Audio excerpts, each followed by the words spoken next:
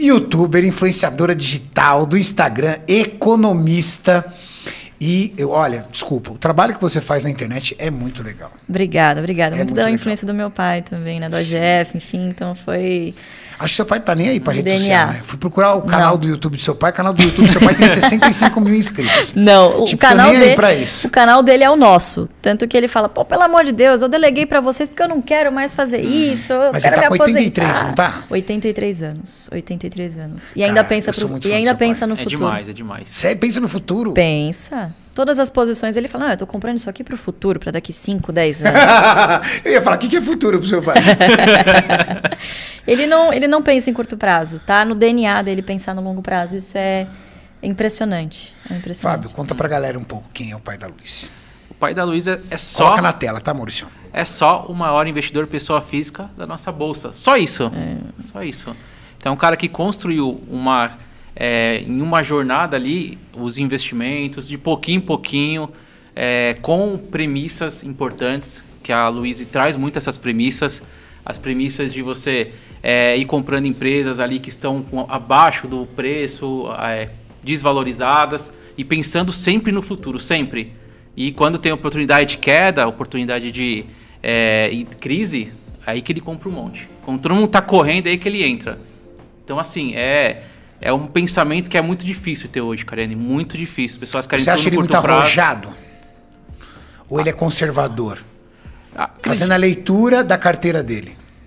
Acredito que ele entra no meu termo ali. Por quê? Porque Coloca na tela o ele é homem. arrojado no sentido de comprar quando ninguém está vendo, quando ninguém acredita, então ele é arrojado. Só que ele é conservador na maneira de pensar, porque ele pensa a longo prazo. Olha eu falando do seu pai aqui. Não, mas concorda? é legal. Concorda? Não, mas é legal a gente falar, sabe por quê?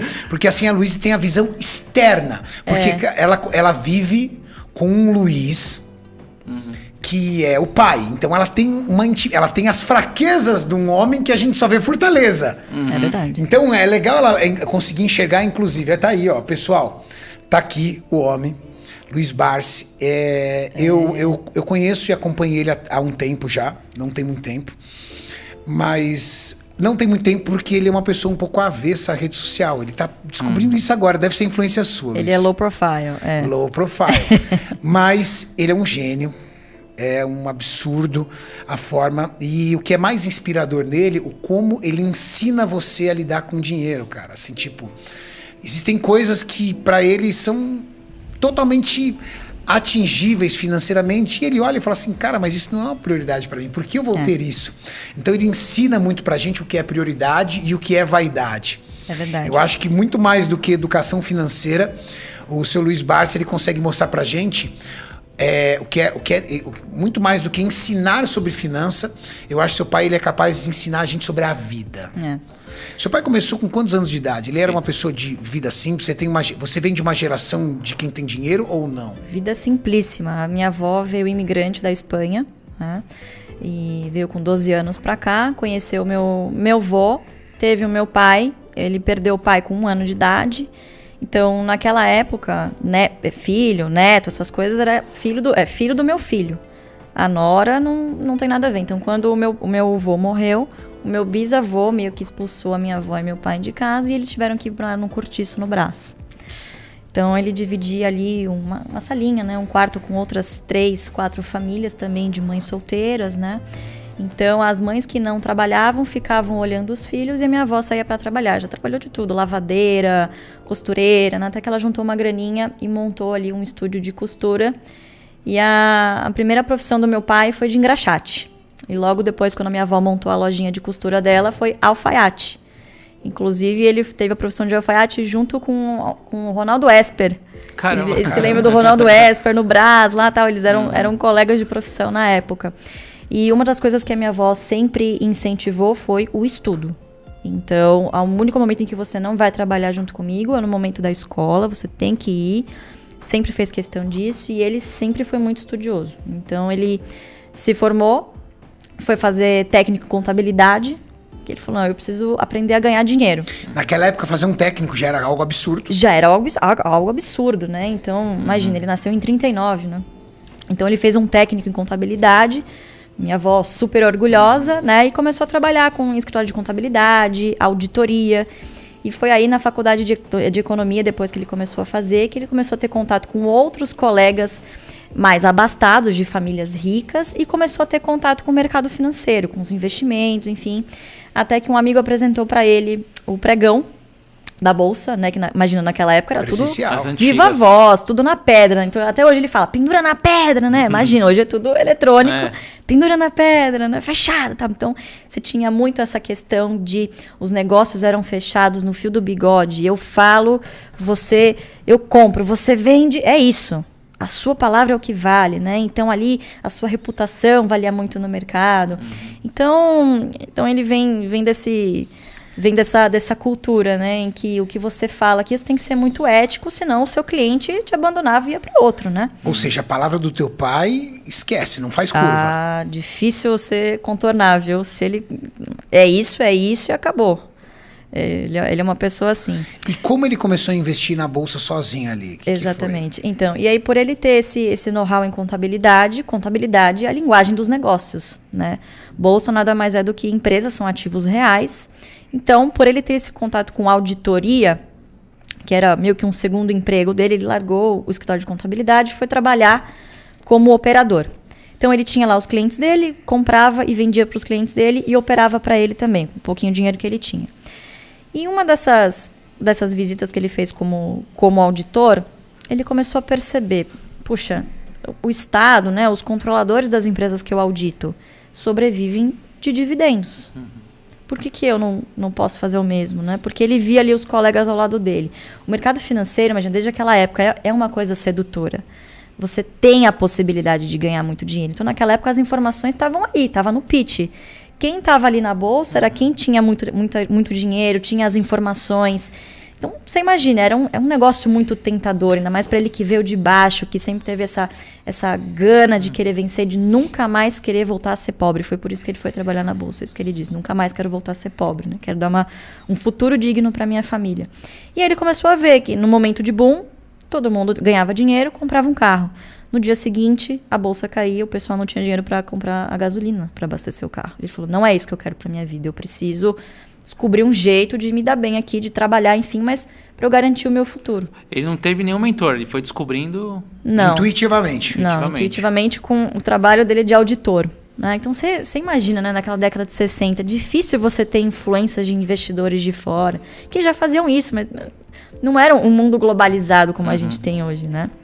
Então, acho que essa experiência dele como auditor, de ver os controladores que o contratavam, ganhando dividendos, quer dizer, ele assinava o balanço e via lá os dividendos que os controladores ganhavam por ação. Pô, desgramado, tá ganhando dinheiro pra caramba. Pô, por que ao invés de eu abrir uma empresa, eu já faço isso, eu já compro participações societárias na bolsa. Eu vou me tornar ali um pequeno sócio, quanto mais ações de poucas empresas eu comprar, mais dividendo eu ganho. E é isso que ele fez. E aí ele falou, bom, eu vou colocar isso na prática, vou colocar no papel, eu preciso provar, né, que eu não tô ficando maluco. Isso aqui deve funcionar. Então ele começou a fazer para ele, para alguns clientes que acreditaram nele. E aí ele fez um estudo com uma das empresas que ele auditava, que era a CESP. A de energia? De energia, exatamente. Capital aberto até hoje. Né? E ele foi mostrar pro RI. Ele falou, fantástico, incrível, não sei o quê. Por que você não publica isso? Ele pegou o trabalho, levou numa corretora, a corretora patrocinou, né? Mandou imprimir, pode imprimir, né? E fez o maior sucesso na época, mas depois meio que caiu no esquecimento, porque o mercado tem a memória muito curta. É igual fofoca. Hoje tem uma coisa que está na moda, amanhã essa ação não está mais na moda, ninguém mais está falando disso. Então, é um mercado sedutor, mas se você faz diferente da manada, com disciplina, com paciência, você chega muito longe. Não é rápido. É fácil, é simples, na verdade, mas não é fácil. Porque você tem uma luta, inclusive, fisiológica. Você tá ali, no meio de um monte de gente que aparentemente está ganhando muito dinheiro, e você tá lá, comprando as mesmas ações, ganhando... Ou seja, literalmente você tem que fugir da sedução. Exatamente. Da sedução do lucro rápido, do resultado rápido. Exatamente. O seu pai, ele já te contou, ele se recorda qual foi a primeira ali ação que ele comprou? Qual foi a primeira empresa que ele acreditou? Ele não lembra, mas o primeiro case dele de sucesso, de ter muitas ações, ele tinha uma meta de ter 100 mil CESP. E ele comprou 100 mil CETES, porque na época pagava centavos, né? Custava centavos e pagava, por exemplo, custava R$1 e pagava 50 centavos de dividendo por ano. Então ele fez a conta, se eu comprar aqui um monte de ação, eu vou ganhar 50 centavos por ano e em 2 anos eu já praticamente paguei todo o meu investimento e o resto é só dividendo. Então ele foi fazendo isso, e aí foi aumentando o leque de ações dele, foi de pouquinho em pouquinho, conquistando outros clientes também de longo prazo. E foi isso. O resto é história, né? O tempo fez o seu papel. Fez história. A matemática, que eu gosto de falar. A galera, para vocês terem uma ideia, o pai da Luísa, que é o Sr. Luiz Barsi, ele tem hoje dividendos que rendem para ele diariamente R$1 milhão. Isso foi impactante, hein? R$1 milhão por dia é o que ele recebe de dividendos de tudo aquilo que lá atrás ele começou e até hoje ele continua investindo. E aí, imagina fazer uma renda de R$1 milhão. Imagina. Todo dia. Então daqui 60 dias você tem 60 milhões de reais.